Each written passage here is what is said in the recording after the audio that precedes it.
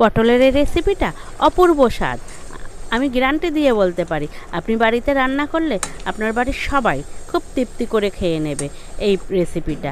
তো আজকে আমি বানাবো দই পটল। তার জন্য বেশ কয়েকটা পটল নিয়ে নিয়েছি। পটলগুলো না খোসাটা ঠিক এইভাবে ছাড়িয়ে নেবেন, কিছু খোসা থাকবে, কিছুটা ছাড়িয়ে নেবেন। নিয়ে দুই মুখ কেটে আমি এটাকে ধুয়ে নিয়েছি।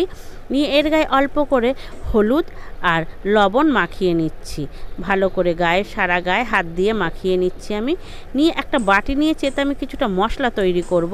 এতে দেওয়ার জন্য হাফ চামচ লঙ্কা গুঁড়ো, হাফ চামচ জিরে গুঁড়ো, হাফ চামচ ধনে গুঁড়ো আর প্রয়োজন মতো লবণ দিয়ে জল দিয়ে এটাকে আমি ভিজিয়ে সাইডে রেখে দেবো। যেহেতু এটা শুকনো মশলা তো ওই জন্য আমি আগেই এটাকে ভিজিয়ে রেখে দিচ্ছি।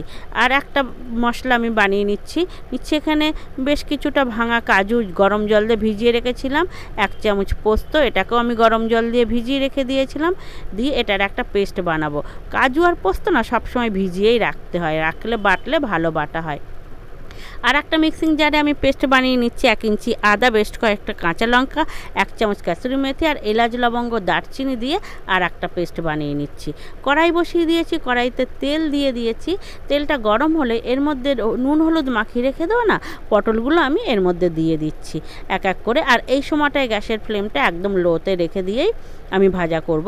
তো যেহেতু এটাকে না লাল করে বা দাগ ধরিয়ে ভাজার কোনো একটা ব্যাপার নেই, তো এইটাকে না পুরোপুরি আমাদের যেহেতু সিদ্ধ করে নিতে হবে, ভিতর থেকেই যেন এটা সিদ্ধ হয়ে যায়।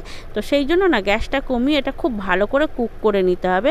জোরে দিয়ে রেখে দিলে তো পুড়ে যাবে, তাড়াতাড়ি ভাজা হয়ে যাবে। তো ওই জন্য না এটাকে আমি কমিয়ে খুব ভালো করে আমি এটাকে ভেজে নিয়েছি, যাতে ভিতর থেকে সিদ্ধ হয়ে যায়। তো ভাজা হয়ে গেছে, পটলগুলো তুলে নিচ্ছি। ওই তেলের মধ্যে আমি দিয়ে দিচ্ছি সাদা জিরে ফোড়নে। আর দিয়ে দেব যে শুকনো পেস্টটা আমি ভিজিয়ে রেখে দিয়েছিলাম, সেটা ঢেলে দিচ্ছি। দিয়ে ভালো করে আমি এটাকে একবার নাড়িয়ে নিচ্ছি। তো এবার এর মধ্যে দিয়ে দেব আমি যে কাঁচা লঙ্কা আদার পেস্ট করেছিলাম কাসুরি মেথি দিয়ে, সেটাও আমি এর মধ্যে দিয়ে দিচ্ছি। দিয়ে ভালো করে আবার নাড়িয়ে নিচ্ছি। তো এটাকে খুব ড্রাই করে কষিয়ে নেওয়ার কোনো ব্যাপার নেই, তেল ছেড়ে হালকা করে তেল ছেড়ে দিলেই এটা মানে হয়ে যাবে। যেহেতু এটা নিরামিষ তো এটার একটা আদা জিরের সুন্দর গন্ধ থাকে, কাসুরি মেথি দেওয়া আছে, সেই জন্য খুব ড্রাই করে এটা কষাবেন না।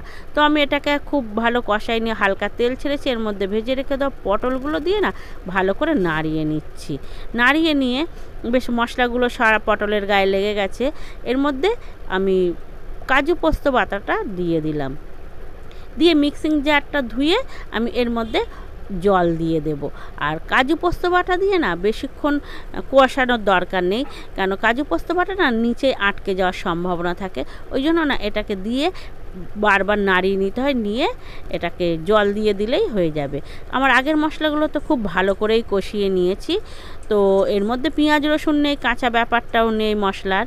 তো নিয়ে এটাকে আর একটু ভালো করে আমি নাড়িয়ে চাড়িয়ে ফুটিয়ে নিচ্ছি। তো এটা তো আমি ঝোল ঝোল রাখবো না, ওই জন্য এর মধ্যে দিয়ে দিচ্ছি প্রয়োজন মতো মিষ্টি। যেমন খাবেন সেই অনুপাতে মিষ্টি দেবেন। এবার ফাটিয়ে রেখে দেওয়া দই, 2 চামচ দই ফাটিয়ে রেখে দিয়েছিলাম, সেটাকে আমি এর মধ্যে দিয়ে দিলাম। দিয়ে ভালো করে নাড়িয়ে নিচ্ছি। কিন্তু এই সময় খেয়াল রাখবেন, বারবার একটু নাড়িয়ে নেবেন, কেন দই আর কাজু পোস্ত বাটা দেওয়া তো কড়াইয়ের নিচে আটকে যাওয়ার সম্ভাবনা থাকে। ওই জন্য একটু ঘন ঘন নাড়িয়ে নেবেন। তো আমার পটলের দোরমা অলমোস্ট হয়ে এসছে, দেখছেন তো গাঢ় হয়ে এসছে। তো এটাকে আর বেশি ফোটাবো না, শুকনো করবো না, এটা রেখে দিলে না হয়ে যাবে। এর মধ্যে আমি অল্প একটু গরম মশলা দিয়ে দিচ্ছি, এটা ধরে রেখে দিলে না বসে যাবে। যেহেতু কাজু দেওয়া পোস্ত দেওয়া ঝোল টেনে নেবে, ওই জন্য একটু মাখা মাখা রেখেই এটাকে আমি নামিয়ে নিচ্ছি। তো বন্ধুরা, আমার রান্নাটা কেমন হয়েছে আপনারা কমেন্টের মাধ্যমে অবশ্যই জানাবেন। আর বাড়িতে এইভাবে আপনারাও করবেন, অপূর্ব স্বাদ লাগে। বাচ্চা বড় সবাই ভালোভাবে খাবে। আর পটলের সময় পটলের তো নানান পদ একটু খেতেই হয়। তো এই রেসিপিটা আপনারা বাড়িতে ট্রাই করবেন আর কমেন্টে জানাবেন কেমন হয়েছে। আর যদি ভালো লেগে থাকে তাহলে একটা লাইক অবশ্যই দেবেন। আমার পটলের দোরমা হয়ে গেছে গরম গরম।